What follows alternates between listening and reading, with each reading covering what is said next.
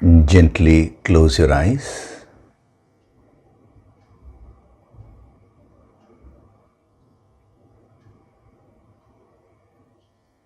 Do deep breathing.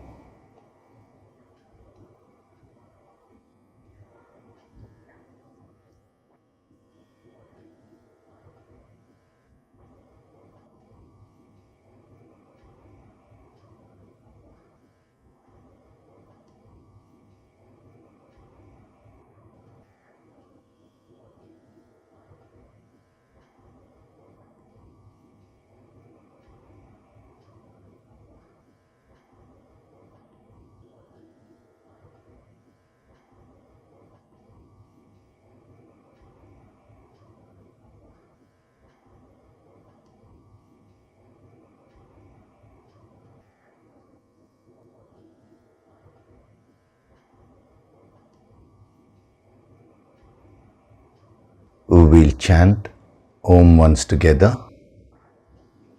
Synchronize the chanting of Om with your exhalation.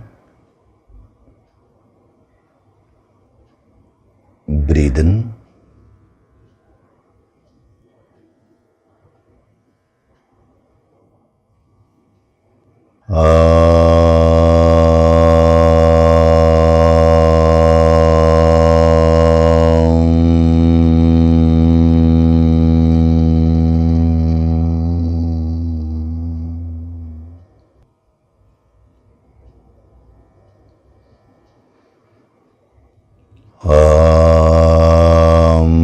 Sahana vavatu, sahanau bhunaktu, sahaviryam karavavahai, tejasvinavaditamastu ma vidvishavahai.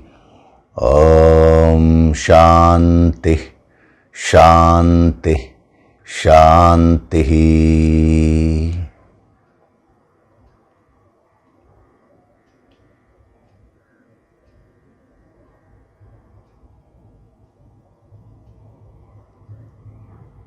Gently open your eyes.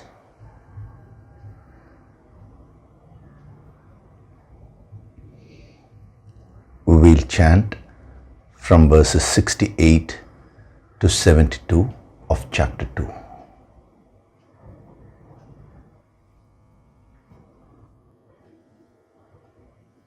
Tasmadhyasya mahabaho, Tasmadhyasya mahabaho, nigrihitani sarvashah, nigrihitani sarvashah, indriyanindriyarthebhyah, indriyanindriyarthebhyah, tasya prajna pratisthita, tasya prajna pratisthita, ya nisha sarvabhutanam, ya nisha sarvabhutanam, tasyam jagati sanyami, tasyam jagarti sanyami, yasyam jagrati bhutani, yasyam jagrati bhutani, sa nisha pashyato muneः, sa nisha pashyato muneः, आपूर्यमाणमचल प्रतिष्ठम्, आपूर्यमाणमचलप्रतिष्ठम्, समुद्रमापः प्रविशन्ति यद्वत्, समुद्रमापः प्रविशन्ति यद्वत्, तद्वत् कामायं प्रविशन्ति सर्वे, तद्वत् कामायं प्रविशन्ति सर्वे, स शान्तिमाप्नोति न कामकामी, स शान्तिमाप्नोति न कामकामी, विहाय कामान् यः सर्वान्, विहाय कामान्यः सर्वान्, Pumanscharati nisprihah. Pumanscharati nisprihah. Nirmamo nirahankarah. Nirmamo nirahankarah. Sashantimadhigacchati. Sashantimadhigacchati. Esha brahmi sthiti partha. Esha brahmi sthiti partha. Nainam prapya vimuhyati. Nainam prapya vimuhyati. Stitva syamantakaalepi. Stitva syamantakaalepi. Brahma nirvana mrichati. Brahma nirvana mrichati.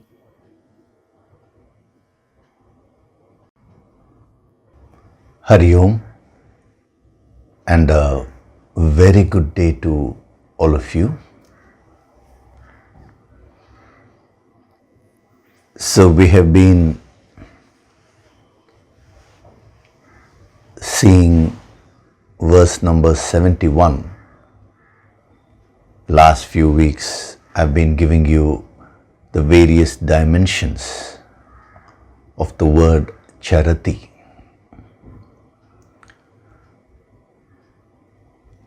Whenever you read and understand this merely intellectually, then this will be just a word which denotes a concept. Whenever you use the yogic approach to penetrate and you receive the energy, you uncover the energy which is behind these words.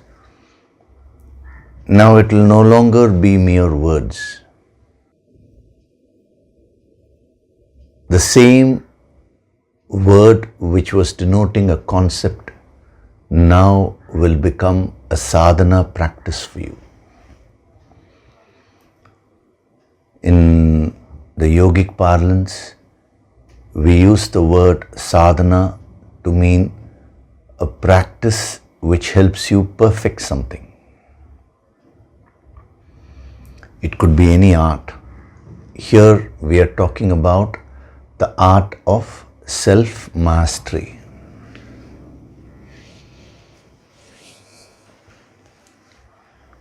So that is why if you merely read this and understand it once, that is not enough. Or if you just merely hear the discourse and you say, I understand this, I get the point. Now the tendency would be to immediately move to the next point. If you do that, then it is just a mere word which denotes a concept, and you have understood the concept. You just gathered more information. But when you spend a lot of time in going deep into it, using the yogic approach, and when you start feeling the energy behind these great truths, then the word will no longer be a mere word. It will no longer be denoting a mere concept.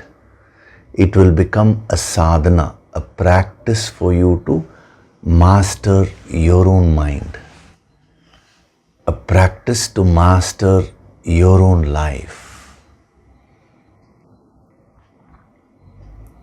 This will give you a complete transformation.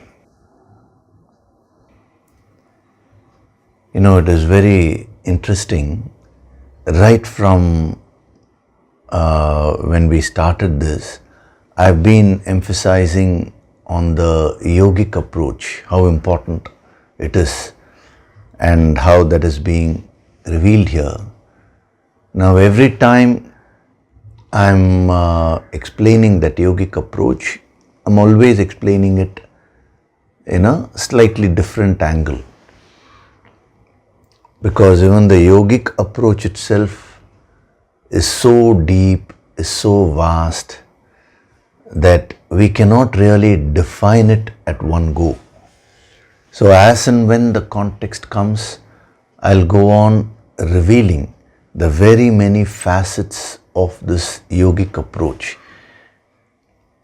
till every experience in life for you is backed by this yogic approach. Then you will automatically become a yogi. See, if you take a businessman, I'm talking of a proper businessman. Now, every dealing in his life, he will look at it only from the viewpoint of profit and loss. He will always be calculating. Okay, if I move with this person, will it give me something or not? So the business approach will pervade his entire life. It is not only with respect to business. When a person is very, very good in something, that will start pervading all the other aspects of life. When it comes to the worldly experiences, that is very limiting. When you start viewing all aspects of life based on some other aspect of the worldly life. But when it comes to spirituality, it is a boon. When you develop this yogic approach, then that will start pervading your entire life.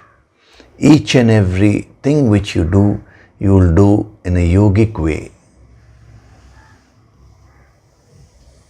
And when you do everything in a yogic way, then automatically you become a yogi.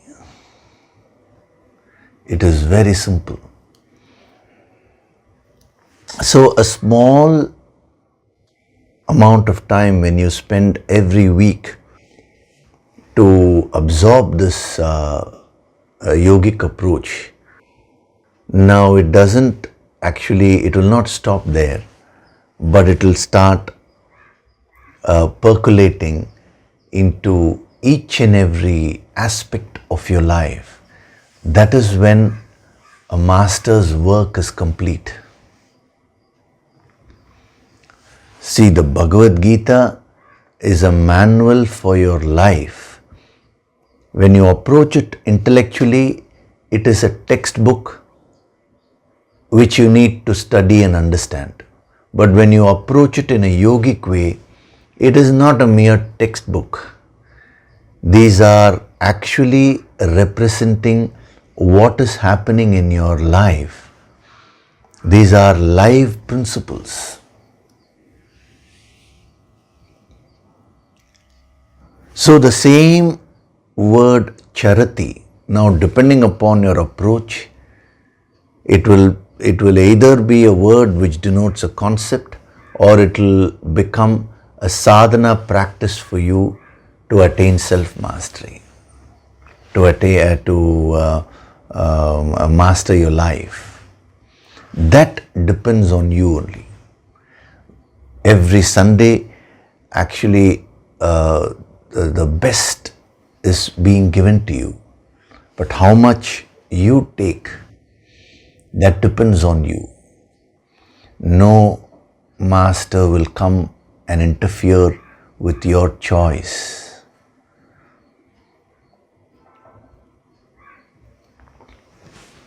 So what did we see? The 6 dimensions of charity. The first 4 dimensions which I had explained were related to action, where the first was the enjoyment factor, how you should enjoy everything in life, then how you should learn and master your skills, and you should keep on growing, then your action and response, how you should initiate actions, how you should respond to various situations, various people, and then how you should be busy and productive, how you should do all your obligatory duties in life, fulfill your obligations. So these were the first 4 dimensions, everything related to what you need to do. And then the next 2 dimensions are compensatory dimensions. They do the balancing act. So the 5th was walking or moving, roaming about. So that is the casual, it is representative of a casual approach, just roaming about or walking aimlessly. So that represents the relaxation, which is very important in your life. And then the 6th dimension is living, not wanting to give up, rather never wanting to give up under any circumstance, however trying the circumstance may be, wanting to continue with life, wanting to continue with your path. That is a very powerful dimension. So as I told you, if you don't practice the first 4 dimensions, the 5th one, which is relaxation, and also the 6th one, they have no relevance to you. So don't pick up only the 5th one and say, now let me relax.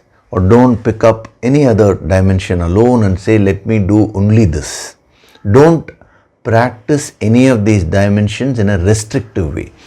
You may take up something which is applicable to your life right now, which inspires you, but don't do it to a point of fault where you neglect the other aspects.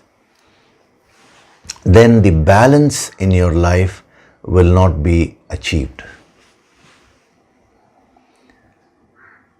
So when you look into this, it is said, lead a full life, 100% worldly life and 100% inner life. This is what spirituality is all about. Now the emphasis is not on merely going through your life, but the emphasis is on consciously choosing what you want to do in life, what you ought to do in life. Last week I had explained to you about the spiritual tamas with which everyone is born. And the spiritual tamas automatically makes you go through life in a mechanical way. So when you go through your life experiences in a mechanical way, 2 things will happen. 2 things can happen. Usually it is one at a time. You keep oscillating between these 2 extremes. What are those 2 extremes? When you have a mechanical approach in life, you will lay emphasis on one aspect of life alone. See, there are 2 aspects we have seen in charity basically. One is action and the other is rest, which balances action. Now, when you mechanically approach life, what will happen is you will lay emphasis on one of the 2 indiscriminately. You will either keep on acting to a point of fault without balancing it with rest, or you will go on resting again to a point of fault without getting into action. So if you want to know whether you're living a full life or not, in the sense which our great siddhas and yogis are giving. It's you can find out in a very simple way. Just see whether you're balanced in life. Are you balancing action and rest intelligently? Because a question has come. A person as a sadhak has asked this question, sir, how do we know whether we have overcome the spiritual tamas or not? Now, this is a simple way with which you can find out, because this point, the point which is mentioned in that question is very valid. He says when we are caught up in tamas, generally we don't know that we are in that ignorant state. Like long back, I happened to witness an incident where a boss was shouting at his employee. He had given some work to the employee, and the employee went and messed it up. So the boss was very angry, and because due to that they had lost a deal, So he shouted at the employee, and the employee didn't know what answer to give. So then the boss asked him, see, listen, if you had any doubt, you could have asked me, no? Why did you, when there was an issue, why did you just proceed on your own? You should have asked me if you have any doubts. To which the employee's answer was very interesting. He said, but sir, I never had any doubts. He was completely in the wrong path. He was committing a series of mistakes, but he never doubted his course of action. It was only after the result came, and when the boss shouted at him, that the employee became aware. So when he told him that I never had doubts, so you're saying if I have doubts, I should ask you. But I was very sure when I was acting. Now the boss himself didn't know what to say there. It is very, very interesting. So when you're caught up in a state of tamas, what happens is you're very sure about what you're doing. You have no doubts. You will be completely in the wrong path, but you will not be aware of it. This is the very nature of tamas. When you are in a rajasic state, it's easier to become aware, because the rajas will produce a certain amount of agitations. So the agitations will force you to pause and at least see whether some solution can be arrived at. But when you're steeped in tamas, it becomes very, very difficult, because you don't doubt your actions, you don't doubt anything. You're 100% sure that you are on the right path, whereas actually you're exactly in the opposite path. So this question is very valid. How do I know whether I'm in a state of spiritual tamas, or whether I'm coming out of that? This is the answer. Find out from the effect in life, just as the employee became aware when the results came. Similarly, right now, whatever you're experiencing in life is nothing but the results of your previous actions only. So if you just simply make an assessment of your life, where are you laying your stress on?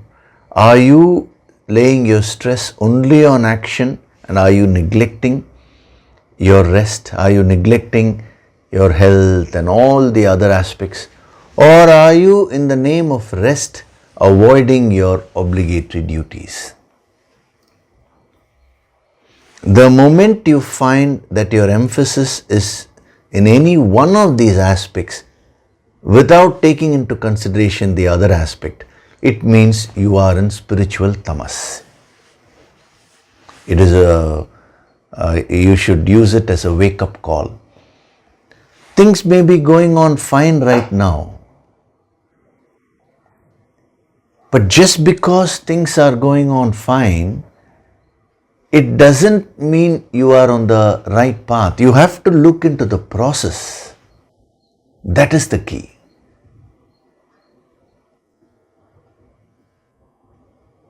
So when you're caught up in the spiritual tamas, you will be in one of these extremes. Either you will act without balancing it with the rest, which means your life will be imbalanced, or in the name of rest, you will be so lazy and again your life will be imbalanced. And what is interesting is when you're caught up in tamas, you will be justifying whatever you're doing. Even though your life will be imbalanced, you will form your own philosophy and you will be giving that as reasons as to why you're doing that. So with the help of the higher Shakti, with the help of the Guru Shakti, you should strive to overcome the spiritual tamas. And when you overcome the spiritual tamas, then you will be able to live a full life, a life which is balanced, where you balance action with rest.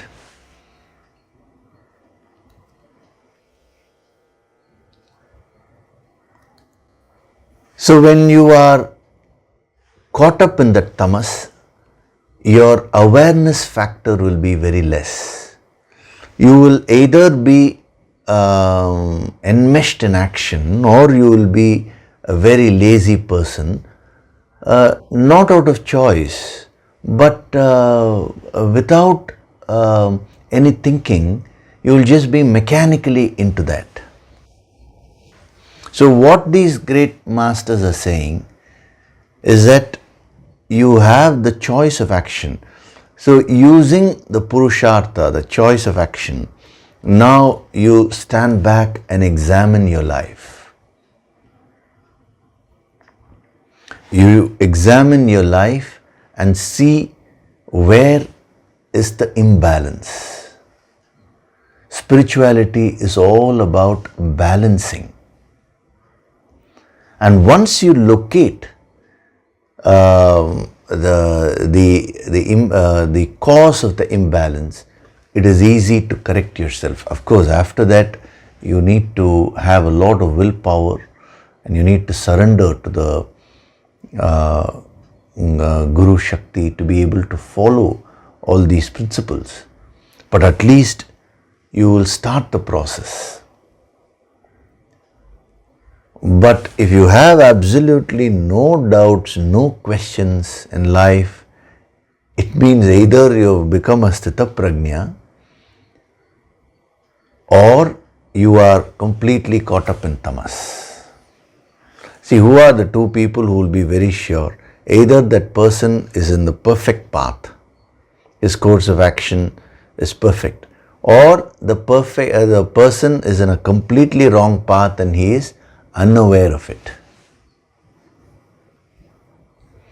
So to be on the safer side, I would say assume that you are in tamas and do the sadhana diligently. Suppose you may ask me, sir, supposing I am not in tamas, then no issue. As you do your sadhana, automatically that's going to push you to the next level. So you will start practicing the higher principles. It is better to err on the right side.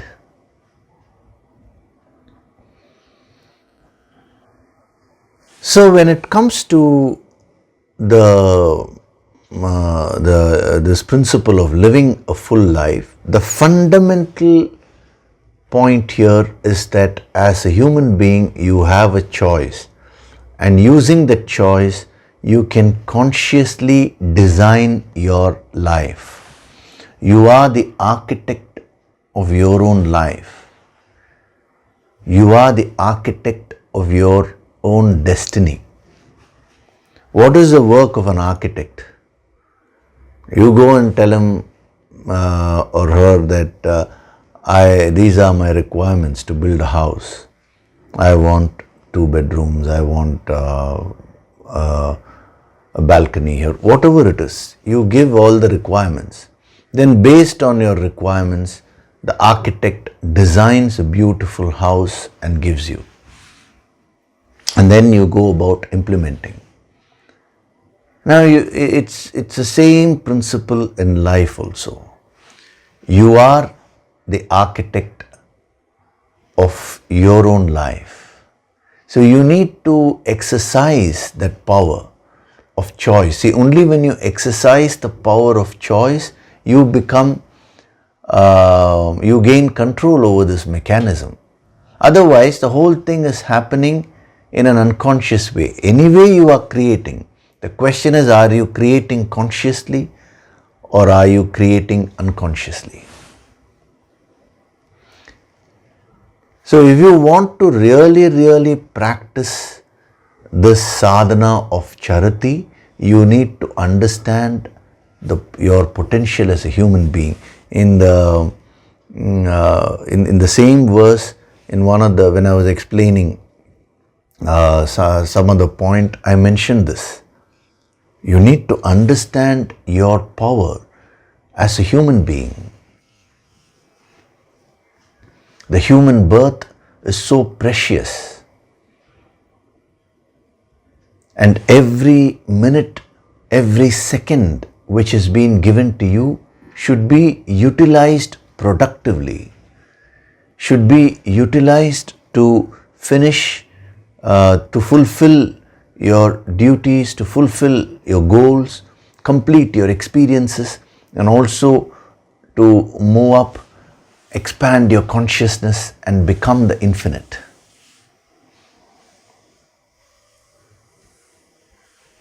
So when you practice these 6 dimensions of charity, then you are truly, you're tapping into the powers of a human being. So especially, the 6th dimension, which I told you, charity means to live, to continue. So the tendency to give up something, the tendency to give up something good, to give up your efforts. Sometimes it may be even to end your life. Some people, we read the news, many a times that this someone committed suicide. It can go up to that extreme. But remember, every time you are wanting to give up something because of a challenge, it is a miniature version of committing suicide only, because that is, from a yogic parlance, you are committing spiritual suicide. Instead of living up to the dignity and the power of a human being, you are buckling under a challenge. See, we generally notice something only when it goes to one extreme. When a person commits suicide, then only we say, oh, why has he done that? But the same person, in the initial stages, it would have all started by buckling under pressure and getting into a little bit of depression, or the tendency to stop the efforts when a challenge comes. We don't see it as a big issue, but our yogis say that is a big issue. When you consider the divine potential which you have as a human being, and when you don't use that, they see it as a wasted opportunity.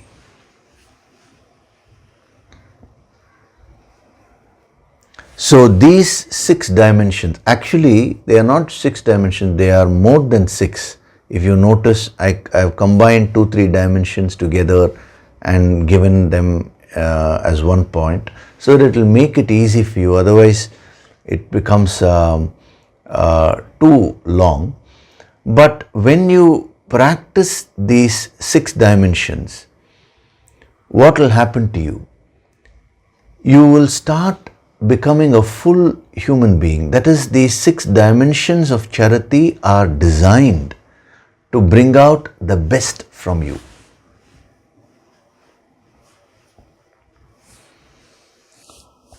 The irony is, you don't know what is lying within you. You don't know what your potential is.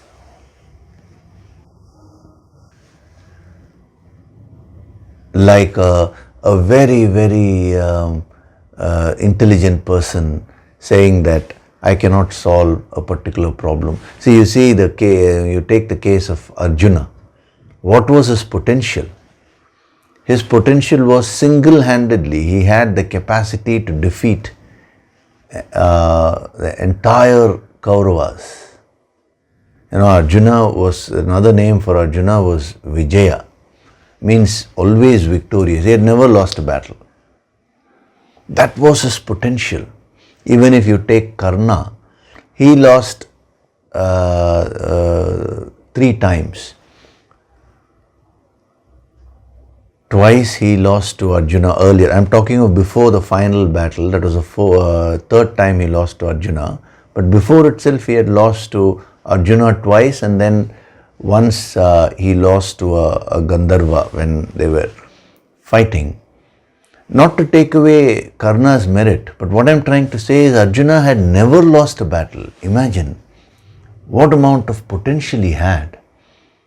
Yet he was sitting and crying there in the battlefield. That is exactly the state of a human being today. It has deteriorated to that extent. Some other person has put in the YouTube comment section that, when such big challenges are happening like the pandemic and all that, and the economy is crashing, all these things are happening. Sir, your lectures, the Sunday lectures are uplifting. Now, my point to that is, it is not enough if the lectures are merely uplifting, or if you are using the lectures merely to inspire you temporarily.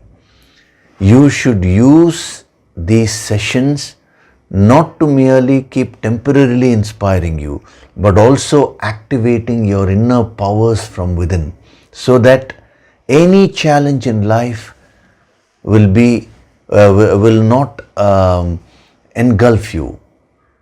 You should grow into such proportions that you get that infinite power to be able to pulverize any challenge which comes your way.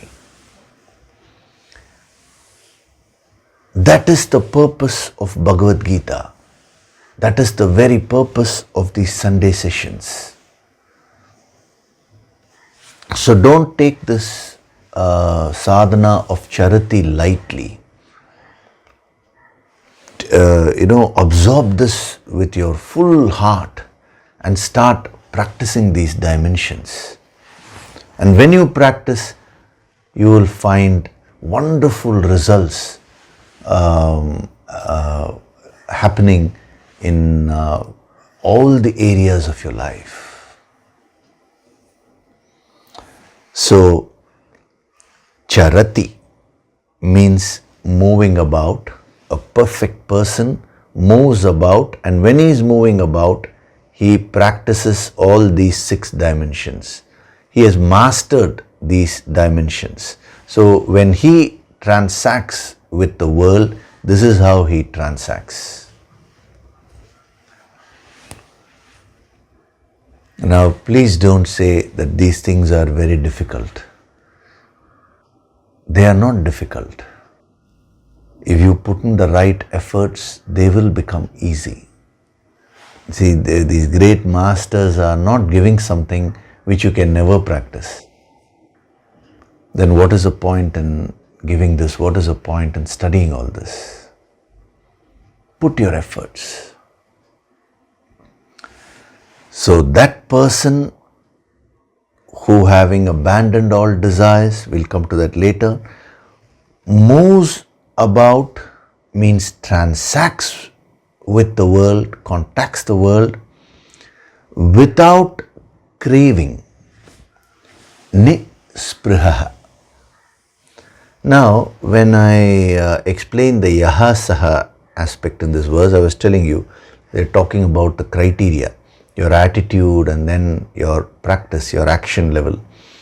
So, some portions of this verse talk about the action, and some portions of certain portions of this verse talk about the right attitude. So, when he says nispriha, it is dealing with your attitude. So, when you're going about practicing these 6 dimensions of charity, now what should be your inner attitude? What will give you that required peace? What will elevate you? Various factors are there. We are going to see them one by one. Each and every factor which he gives has so much of power. It is I would say it has infinite potential. The more you absorb this, the more powerful you will become. See, when you go about living your life, generally what happens is your energy gets drained out. See what happens? Morning you start your day in a fresh way, and by the time evening comes, you're completely drained. I'm not talking of merely the physical draining. That part is easy to solve. You just give the physical rest, you relax yourself or whatever the right amount of sleep, you will get back the physical energy. But the mental the energy gets drained. That is why now these other aspects become very, very important. They, along with charity, will ensure that your energy levels are always high. Otherwise, if we merely stop with charity, so what more is there? A full life I lead. Within a few days, few weeks, you will end up very, very drained, because so much of efforts you will be putting. So in life itself, just as you start your day and you, by the time the day ends, you're very you're depleted of your energies mentally. Similarly, in life itself, that's what happens. As you move forward in life, slowly all your energies get depleted. Whereas a yogi has reversed this process. See, whenever you act that tires you mentally today, now what these great yogis are saying is, there are certain principles, when you practice them, whenever you act, instead of you getting drained out mentally, you will get more and more inspired. So what are all the various factors which deplete your energy? We are going to see a few which he is giving here. Of course, when we go to the 3rd chapter, the Karma Yoga, he will be giving you many more factors which can deplete all your energy. So we'll have to plug all those holes and keep building a tremendous force within us. A sadhak requires a lot of force, a lot of energy, shakti. Many people, they ask me, sir, what about the Kundalini Shakti? They've read somewhere, or they may have heard somewhere, the Kundalini Shakti. So how to raise that and all that. Kundalini Shakti is a very subtle spiritual force. You cannot raise it on your own like that. It requires the higher grace, the Guru Shakti is required. You need to be very well prepared for that. Today I find everyone is just loosely talking about these sublime principles. They really don't know what it is.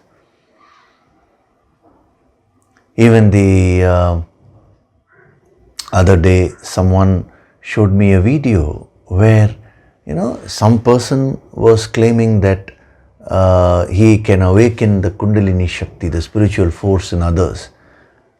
And he's, touching someone, and the other person is having convulsions. They are just shaking like this, And the caption they have put is, "This is how Kundalini awakening is." It was so amusing to watch that.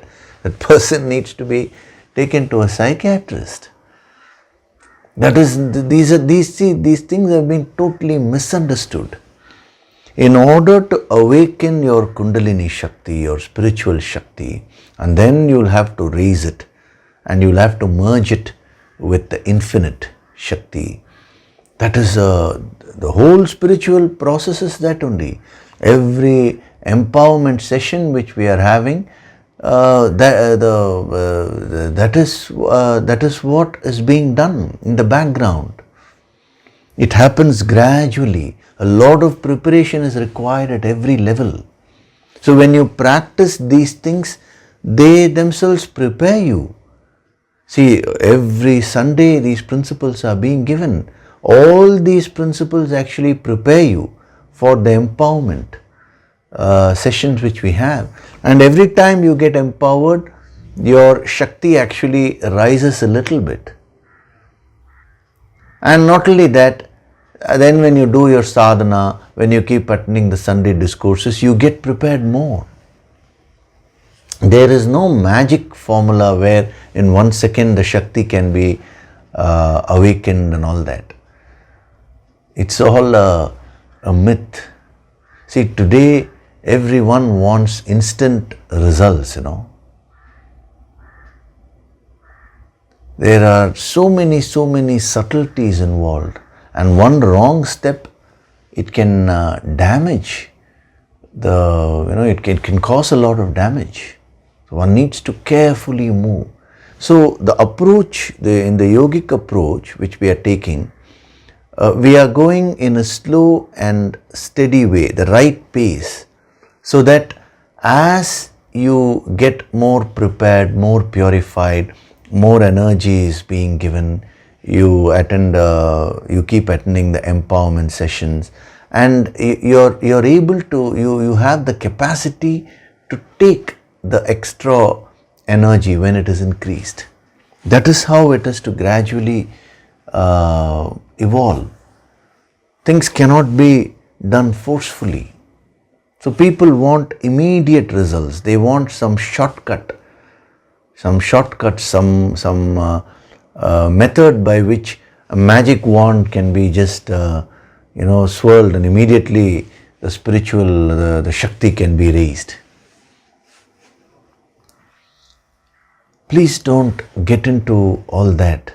This is the right royal path.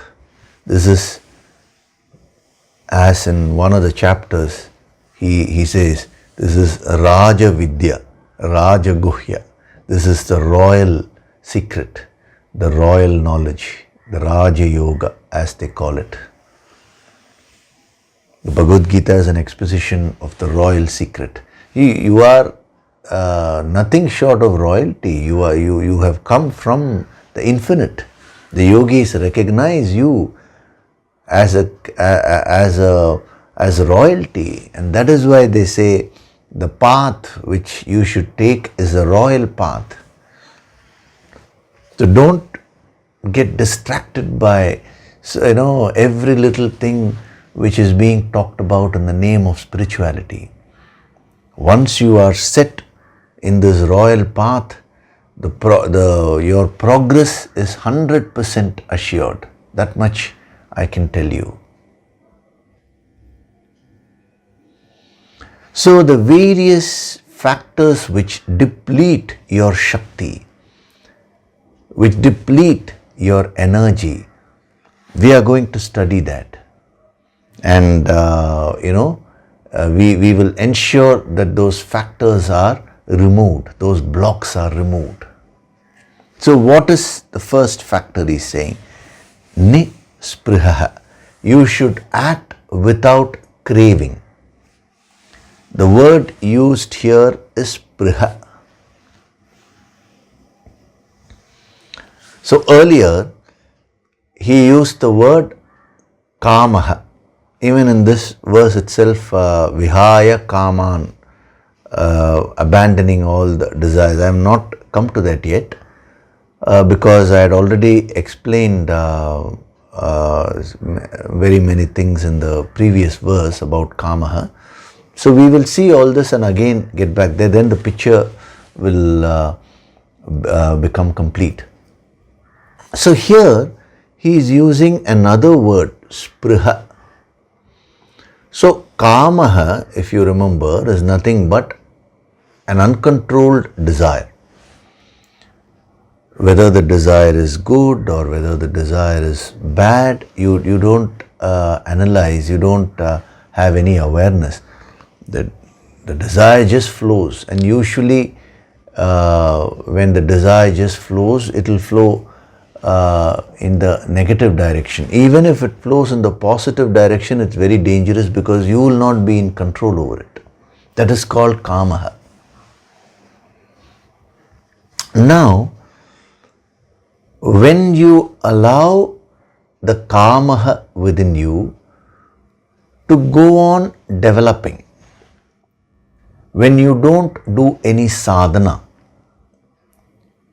when you don't take the higher guidance and put in your efforts, then the kamaha will become spriha. Spriha means craving, yearning.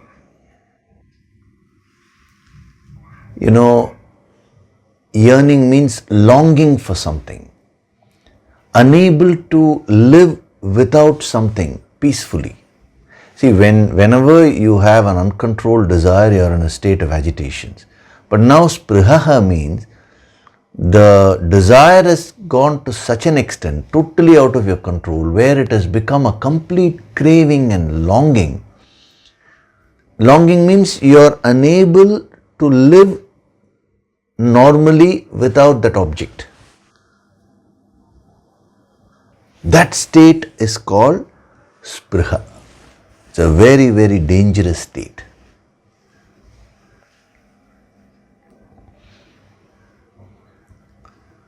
If you remember, in verse number 70, even though he didn't mention it, I did explain to you that you should be careful with your desires. That can, if it goes unchecked, it can develop into trishna. Trishna means craving. So trishna and spriha mean one and the same. Trishna means a lot of force has been gathered. So when a lot of force has been gathered, that is called trishna. The other side of that coin is spriha. Spriha means that you develop an intense longing, an intense craving for something where you lose your peace of mind completely. When the object is not there, you suffer so much. And when the object is there also, you suffer. You don't have the capacity to enjoy because an intense fear of losing that object will be there.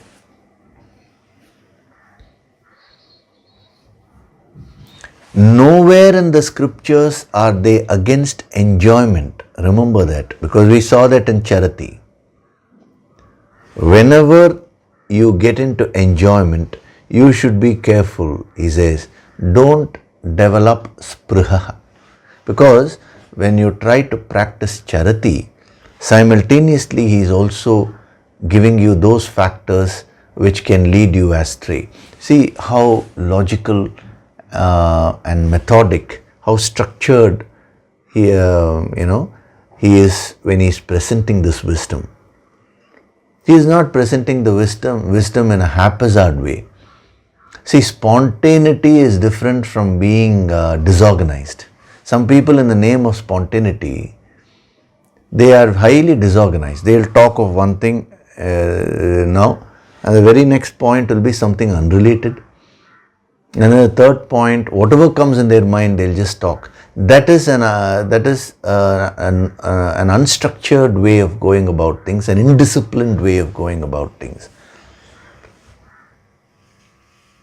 In the name of spontaneity. So spontaneity means going with the flow of energy, having that bhavana, but your thoughts, your actions, everything should be well structured. That is very important. That is a small side tip, side message which we get when we see the way he has structured each and every verse and the way he has structured the entire scripture.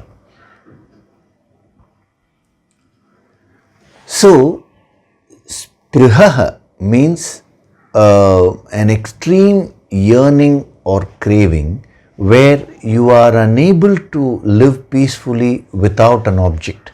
It could, see, when I say object, it could be an inanimate object, it could be a person, it could be anything in life. When you are extremely attached, when you have spriha for your own child, then the same child can give you so much of insecurity. Wherever you have this quality of spriha, you will not be happy in that area. When I am giving you this principle, please don't look at your partner. I am not talking about your partner, I am talking about you. Because the first thing your mind will do is, you look at your partner or some other person and say, see what Yogishri is saying, don't have spriha. You don't need to correct others. This is for you to absorb. Let each one do his or her own sadhana. Kindly don't use these things to start judging others and start advising others. Nobody wants your advice. When you get transformed, as you start becoming a sthita prajna in stages, others will automatically get inspired by you. You can't force that. So as you are absorbing that, again don't fritter away your energy by starting to analyze others, where they are craving, where they are attached and all that. Look into yourself and see how this quality of spriha is playing about in your life. In the Mahabharata, they have so beautifully depicted this. Dhritarashtra, he had extreme spriha over his kingdom. He suffered because of that. He had extreme spriha over, towards his son Duryodhana. That was the reason why the very war took place. He never corrected Duryodhana when he had to correct him. Why? Because of that craving, that insecurity. See, whenever you have spriha, it will give you a lot of insecurity. He was afraid to correct Duryodhana because he was so insecure. He felt, if I correct him, if he mistakes me, he leaves me, then what will happen? Yudhishthira, he suffered in his life because he also had spriha over the dice game. There was a weakness there. Then that was what was exploited by the Kauravas. In a fit of that emotion, he did so many things which otherwise he wouldn't have done. Yudhishthira was such a noble person, Karna, he had extreme spriha, extreme craving for name and fame, and that destroyed his life. He was always competing with Arjuna. He wanted to prove that he was a better archer than Arjuna. And he was never peaceful in his life. So beautifully they have taken up different characters.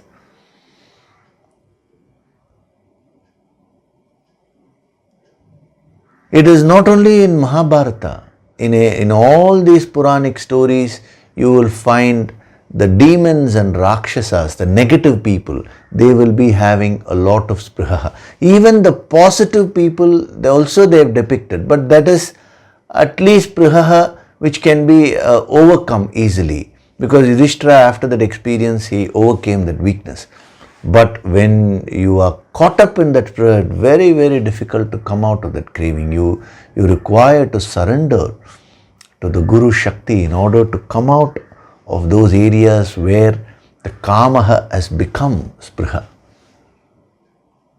Ravana, you take the Ramayana. What did Ravana not have? He was the ruler of the three worlds. He had done a lot of tapas. He had acquired a lot of powers. He had enormous wealth with him. He had such a beautiful, intelligent, such a wonderful wife, Mandodari. It is said that even all the gods, the planets, everyone used to listen to him. He was ruling all of them. Everything he had. But when his sister Shurpanaka, when she came and put that thought in his mind that Rama's wife Sita is very beautiful and she should be with you only, because she had a personal grudge there. You all know the Ramayana story. Shurpanaka wanted Rama, and Rama said, no, I am devoted to my wife Sita. So then she approached Lakshmana. You know, the series of, after that she got angry, she tried to attack Sita. That is when they had to punish her. So in that anger, that she went and she poisoned Ravana's mind. We can't put the blame on Shurpanaka alone, because unless there is a seed in Ravana, his mind could not have been poisoned.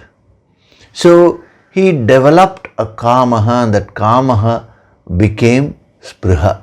So she's when Shurpanaka tried to poison Ravana's mind, saying that the beautiful Sita should not be with Rama, she should be sitting with you. She deserves you only, and you are the right person for her. Immediately the kamaha became spriha. Once it became a longing, a craving, thereafter he got into the path of self-destruction. His younger brother Vibhishana tried to save him so many times. He kept on advising him. In the Mahabharata, you have Dhritarashtra's younger brother Vidura trying to advise him and get him on the right path. But when a person is caught up with that spriha for anything, it could be a person or an object, it's very, very difficult. The ego prevents that person from receiving any higher advice. That is why one of the qualities he says is nirahankara, means you should not have ego. See, all these qualities are interrelated.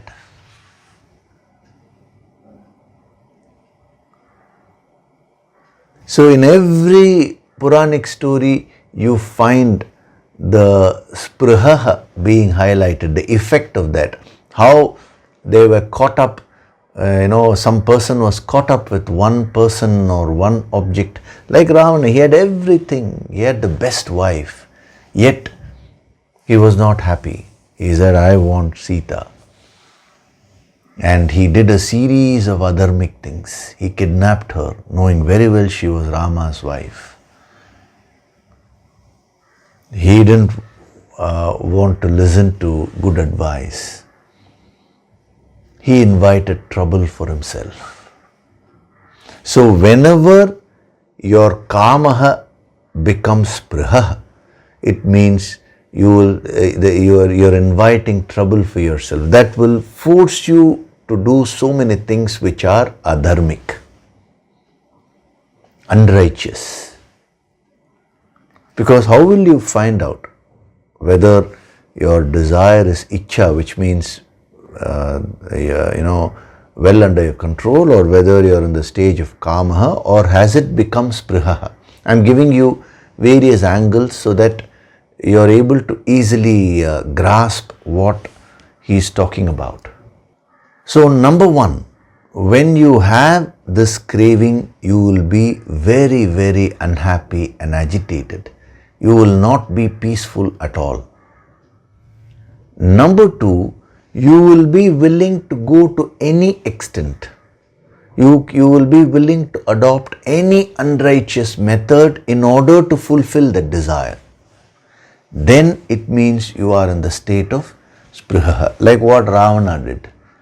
Even though he knew that Sita was Rama's wife, he went, he put on the garb of a sannyasi. He wore ochre robes as if he was a great rishi, that he came in disguise.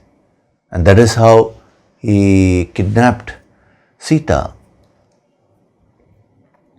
So in our scriptures, it is said, telling a lie itself is not correct, it is a sin. Now here he acted fully as if he was a saint. Why? Because for a wrong purpose, he wanted to kidnap Sita.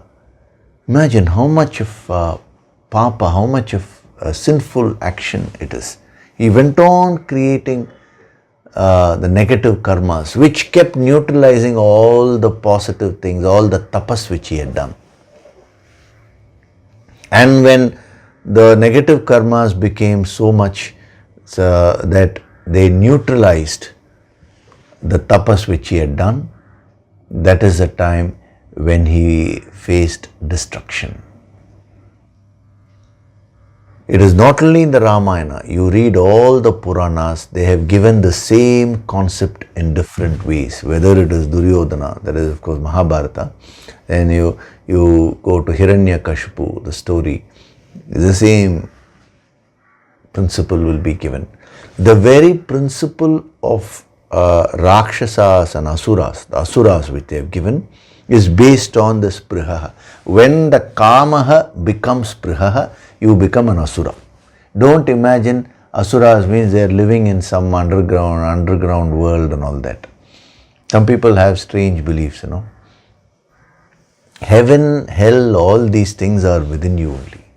They are all energies. See, devaha means gods, divine energies within you.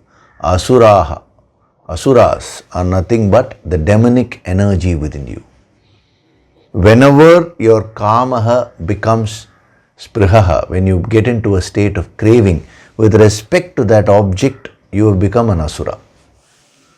You become a demon. I told you, as a human being, you always have the choice. You have the choice to evolve, you have the choice to devolve also.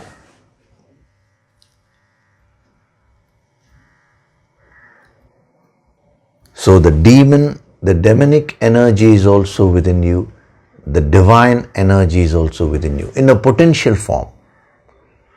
Now, which one is going to win? Whichever you feed most. Who is going to win? See, the Kauravas, the Pandavas, what are they depicting? The Kauravas are the negative forces within you. The Pandavas are the positive forces within you. And if you take the help of the higher, like how Arjuna took the help of Lord Krishna, means you surrender to the higher Shakti, take the help of a guru, you surrender and get guidance, and when you follow, then you're feeding the positive energy within you. The guru will help you to feed the positive energy within you. Then you can come victorious in this battle. So no one is inherently good or inherently bad. That is why a yogi never judges anyone. It is a question of what that person is feeding. So when you go on feeding your kamaha, you totally lose control over yourself. Then you are feeding all the negative demonic forces within you. Then you will come to a stage where you will become very, very unrighteous in life, adharmic. It is said in the scriptures that having a desire is not wrong. Fulfilling a desire is not wrong. You can fulfill your desires in a dharmic way. in a righteous way. But when you fulfill your desires by destroying others in an unrighteous way, then that is what is considered as a sin. So sprihaha, the force of sprihaha, that forces, that urges a person to get into the path of unrighteousness. So you have to be very careful. So as a sadhana, you can go backwards. Look for these two factors in your different areas of life. Are you kind of impelled within yourself to get into a series of unrighteous actions? Is some force pushing you, pushing your mind to think in the wrong way? If that is the case, in a destructive way, wrong way means destructive way. If that is the case, then it means you have sprihaha. You may tell me, sir, I don't ever think of destroying anybody else. Even when you gossip about someone, when you talk ill of someone, what is your motive? You're trying to destroy the character and name of the other person. That is also prompted by sprihaha. Usually, supposing you have a sprihaha, craving for wealth, whenever you see someone very rich, instead of feeling happy for that person, you will try to put down that person. You will try to say, no, I think that person must have done this, done that, that is why he has become wealthy. You will never have the heart to be happy, when others succeed. That is also a destructive nature only. So when we say destructive nature, the tendency to be destructive, it can be through actions, like robbing another person's wealth, or doing some harm to others physically and all that, or it can be verbal destruction also, like gossiping about others, what they call as character assassination. So if you are doing that all the time, then understand that in those areas you are caught up in this deadly quality called spriha. You have to be very careful. So do the sadhana, do the introspection. The Yoga Sankirtan will help you. Surrender to the Guru Shakti and look within. You will be able to locate exactly the area of your craving and work on that. Do your sadhana diligently. You will find slowly you will come out of the clutches of spriha. As you start coming out of the clutches of the spriha, how will it manifest? It will manifest first verbally. You will start feeling happy for others. When you see someone successful, you will genuinely bless that person, wish good for the other person. That is how goodness will start manifesting. So this is something as a sadhana you can see. And the other part is, whenever you're not peaceful about something, when you're highly agitated, if I don't have it, I'm very, very unhappy. And even when I have it, I'm not able to enjoy that. It means with respect to that object or that person, you are in a state of spriha.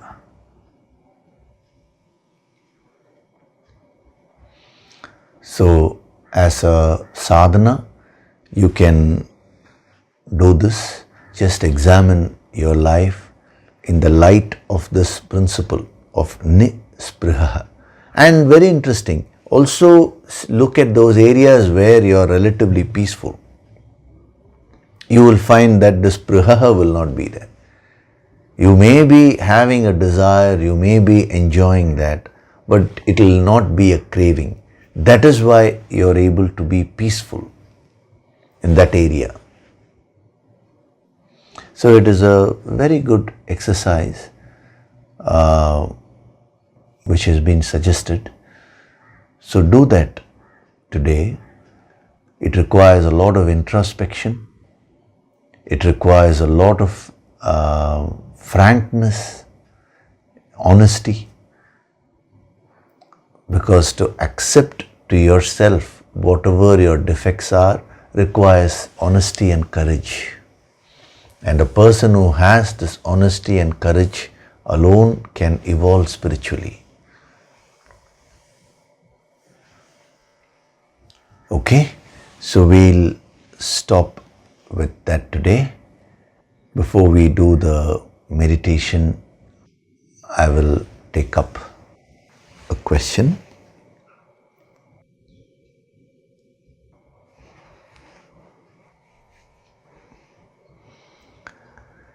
This is not a question actually.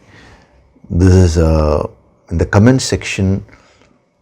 Subramanian ji had put down his points. Now I have something to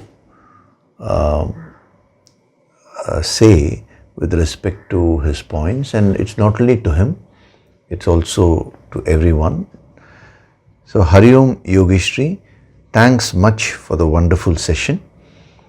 I was unable to put my comments for a couple of weeks, but I'm slowly getting back to normalcy.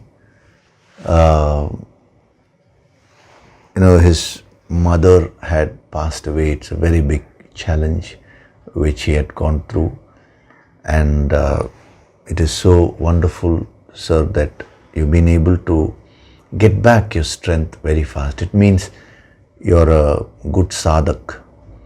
So as I told you last week, there are different grades of challenges. So someone near and dear to you, when they pass away, that's a very, very big challenge. So you may get rattled, that is fine, but you should do your sadhana and get back, bounce back as fast as possible. That is very important. So the only thing is, you have said that I have been unable to put my comments for a couple of weeks. So earlier also, when somebody had mentioned this, I had given this point. That is, see, whenever you face a challenge, generally what happens is, at that time you will forget to do your sadhana. So remember this, as a sadhak, when the challenge is more, that is when you should not leave your sadhana. If you say, my near and dear one is very much sick, that person has had an accident, been admitted in the hospital, whatever it is, that's a very big challenge. But that is the time where you require more inner strength. So just as you don't stop eating food, you don't stop drinking water, you don't stop breathing air because of some challenge, you're giving whatever your body requires. Similarly, you should not stop the food for your mind, food for your soul, especially when a challenge comes. So this is a message to all the other sadhaks also. Whenever you face any difficulty, I would say that is a time where you should be more consistent. It's not only during difficulty, at all times you should be consistent, but especially when you face a difficulty that will try to take away all your energies. So keep up to the basics, do the Yoga Sankirtan sadhana, attend the Sunday session. That is the time when you require the support, the higher support, more. And even putting the points and all that will give you a higher diversion from your challenge, from the difficulty. So when you consistently do the sadhana, that will have a tremendous effect. So that is one observation. And then I am going to that portion. After that, you have mentioned all the points related to that Sunday discourse. So I'm not reading all that. But finally what you mentioned is today's meditation was very helpful and incidentally was helpful to connect back to my mother in a very subtle and peaceful way. I was able to feel the emotions and literally listen to what she was talking. It was so happy to see her again in the meditation. And something similar had occurred with the meditation which I had mentioned, I think several years back, with my maternal grandmother, which I had conveyed to my mother as well. So thank you so much, Yogishri. Pranams. So this is something which is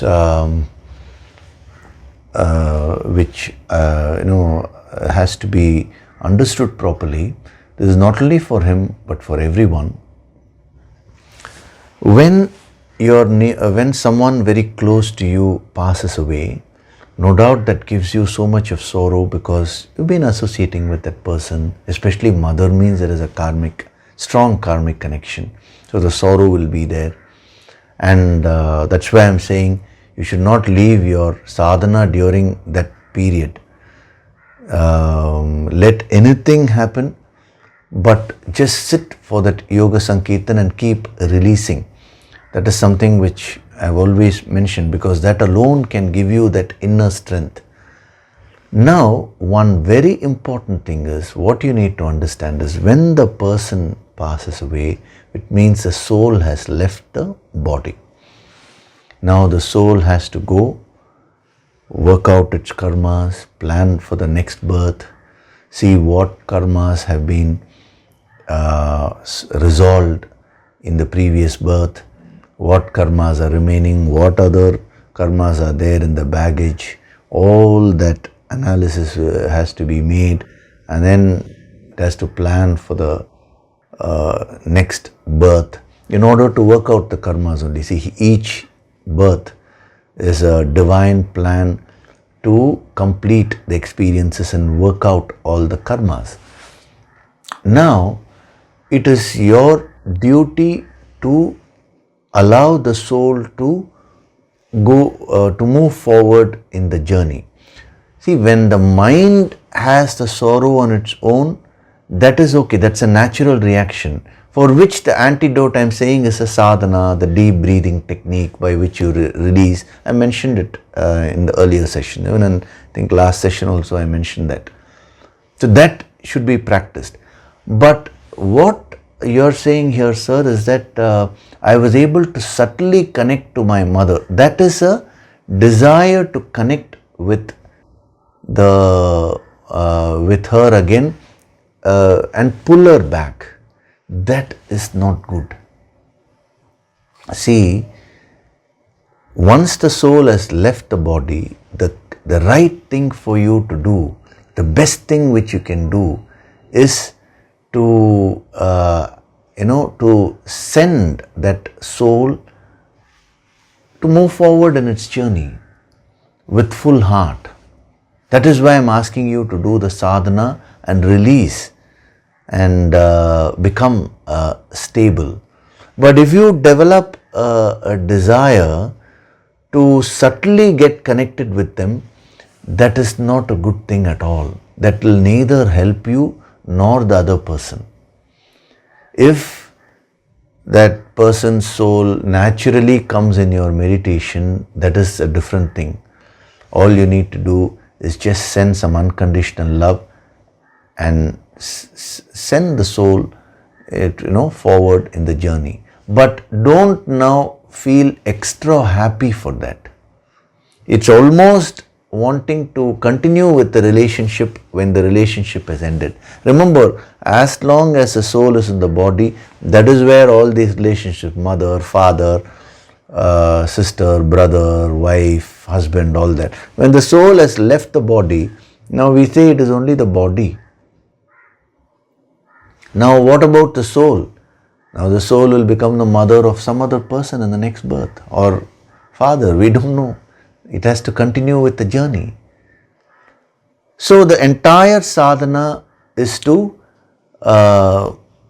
release these karmas and merge with the infinite within you.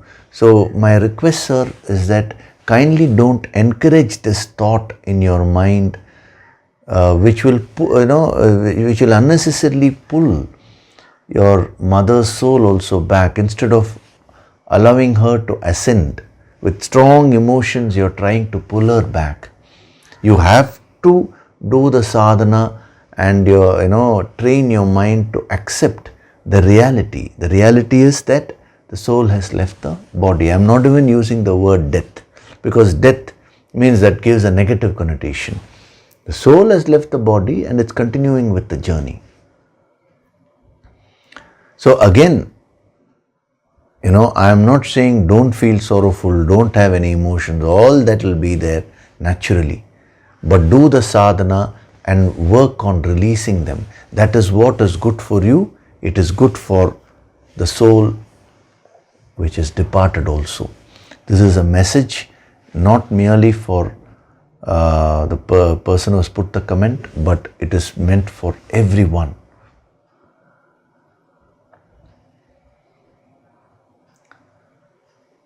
So you have a duty to someone even after that person passes away. And what is the duty? The duty is to send positive energy of strength, not to keep calling them back with your emotions, strong emotions. If you have strong emotions, which may be natural, do the sadhana consciously and release them.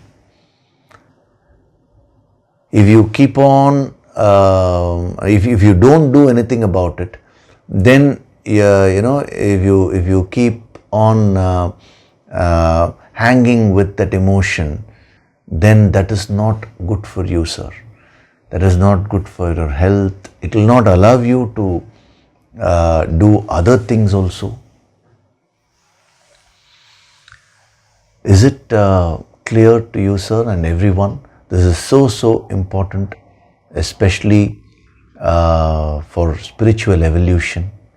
So when the person is alive, give unconditional love and do whatever seva you can do, whatever service you can do to the best of your ability. Once the person has left, now your attachment, what you're left is only with your attachments and sorrow. That person has left. So now you should work on yourself and release all the attachments. That is how you can help the departed soul also. So this is so important when it comes to spiritual evolution. Okay? So think about whatever I've said, and if you have any further doubts, even of others, if you have any other doubt related to that, you can definitely ask questions. I'll be so happy to resolve all your queries, because this is a very important principle which many people miss out, Okay? So now we'll do the Nididhyasana meditation. Sit in a relaxed way. Gently close your eyes.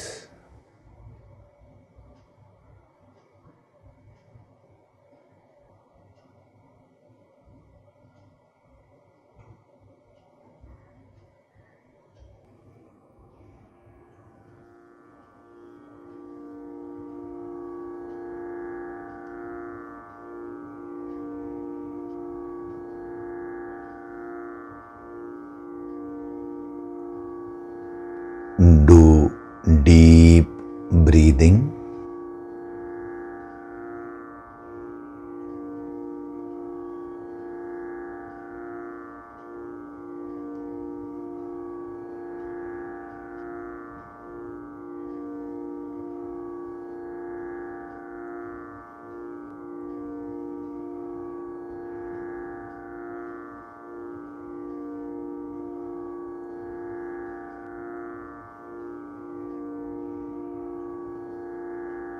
Feel the divine vibrations.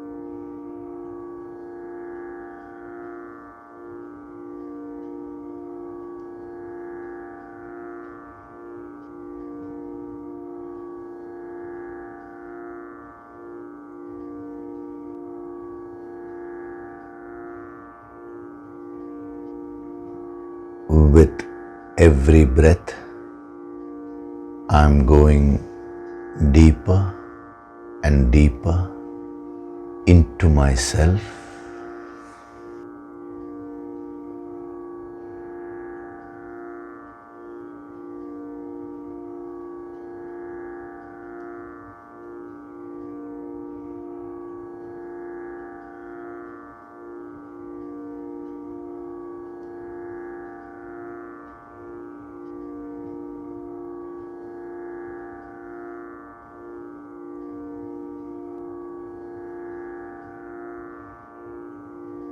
Beyond this physical body,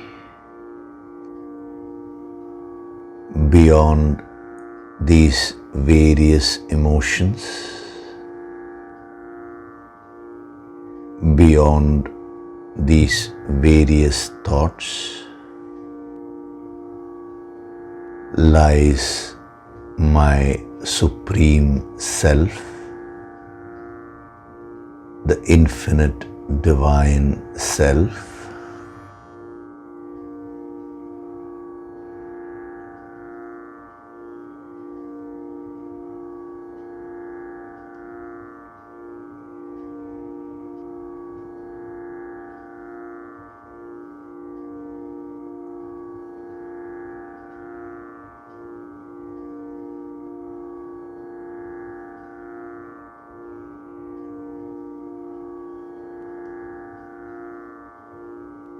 I surrender to the higher Shakti and the Guru Shakti.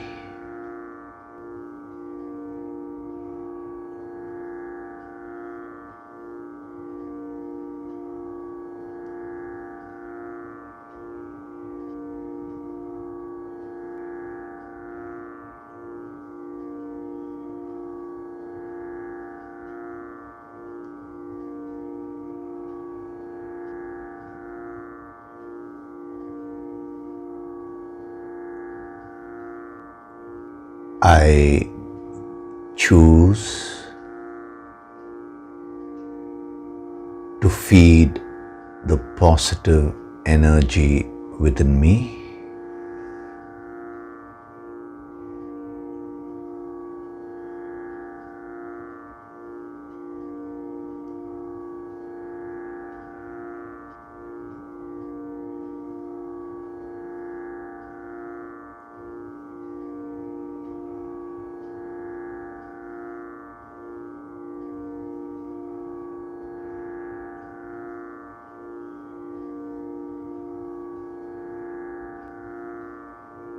I choose to live up to the dignity and power of a human being.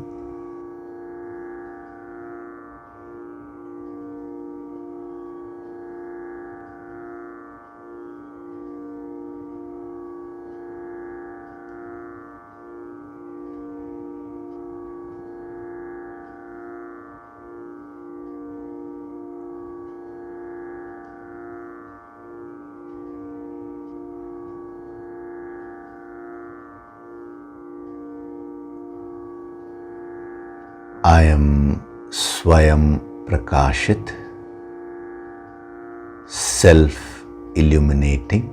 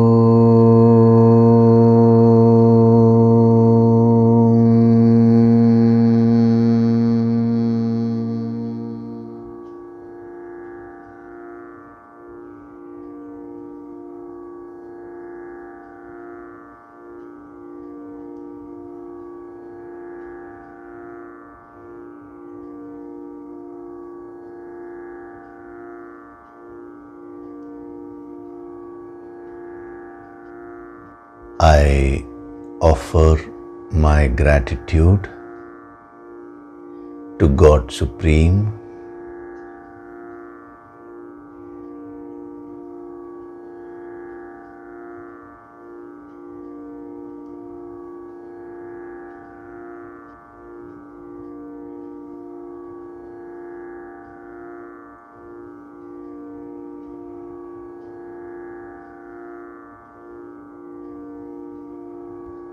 I offer my gratitude to my Guru and all the holy masters.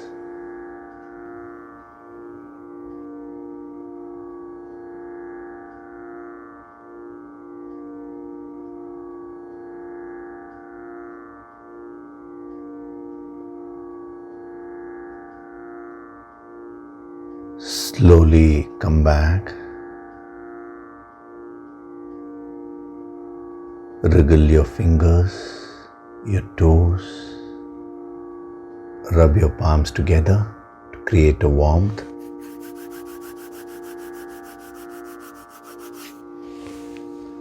Cup your eyes with your palms.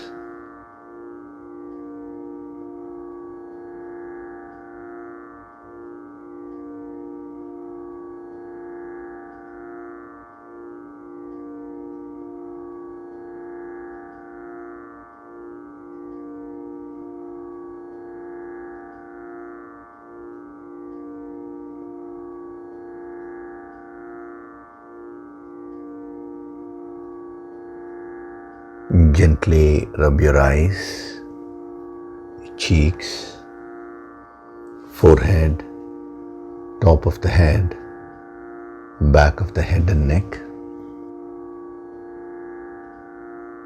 Slowly open your eyes.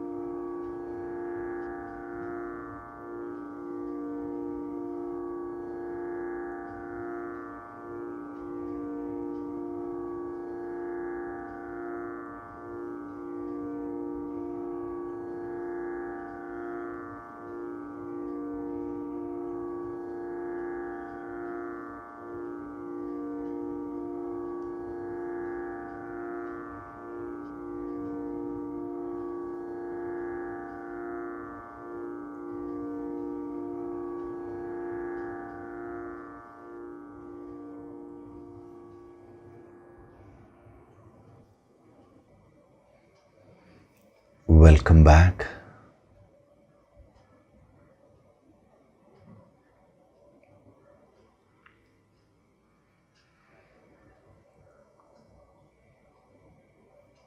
So it was a very powerful session we had today.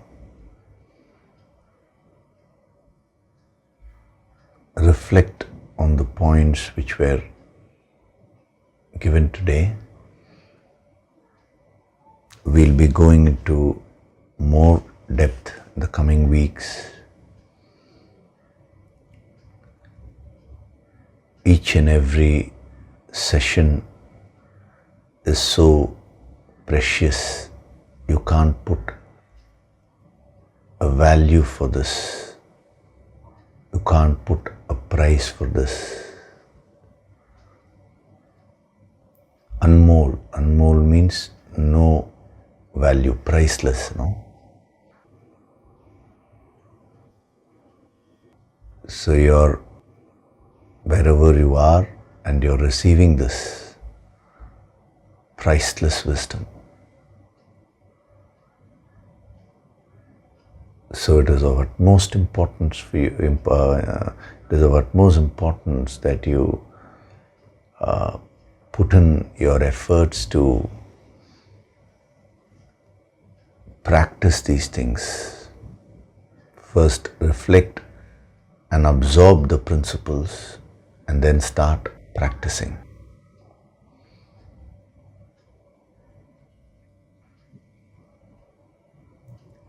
regarding the Yoga Sankirtan empowerment, I think the registrations are on. We are having it in the month of April. All the details have already been shared by the sadhaks organizers. So this time we are having the Yoga Sankirtan intensive, the Yoga Sankirtan empowerment intensive, 6 days. So you will have the opportunity to do 2 rounds of Yoga Sankirtan sadhana with the Master, with the grace of all the Siddhas, because whom you may call as a master actually does nothing but invoke the grace of the higher Siddhas, that's all, the higher masters. So it's going to be very, very intense. The energy levels are going to be extremely high. First 3 days, the empowerment will be given, preparation will be done. The next 3 days, one more round of Yoga Sankirtan, Nirvana Shatkam, Sri Hari Dhyana and Mahashiva Dhyana, and the intensity will be much, much more. So for those of you who have already registered, the healing process has already started. I will be sitting and giving the healing, but only after you register. That is from that point when you commit. These courses require a lot of commitment. That is why I have kept the registration, because there has to be an exchange of energy. Otherwise, the empowerment will not be successful. So be consistent with your daily sadhana. It is very important. And soon the preparatory material also will be provided to all the registered sadhaks. So you can start doing that meditation also. Through that, a lot of healing will be given to you, because since this year it's going to be more intensive, a lot of preparation is required. So avoid registering at the last minute, because then you're losing that opportunity to get prepared, especially when so much of healing is being given. Of course, if a person comes to know about it at the last minute and register, that is a different matter. For them, a special healing is always given to prepare them. But otherwise, when you have a choice and when you don't exercise your choice, then that is not correct, It is all up to you only. So I'll explain about what we are going to have in the future, in the coming sessions. You also can ask whatever questions you have, and as I answer those questions, it will become more and more clear. Okay? So thank you very much. See you in the next session. Hari Om.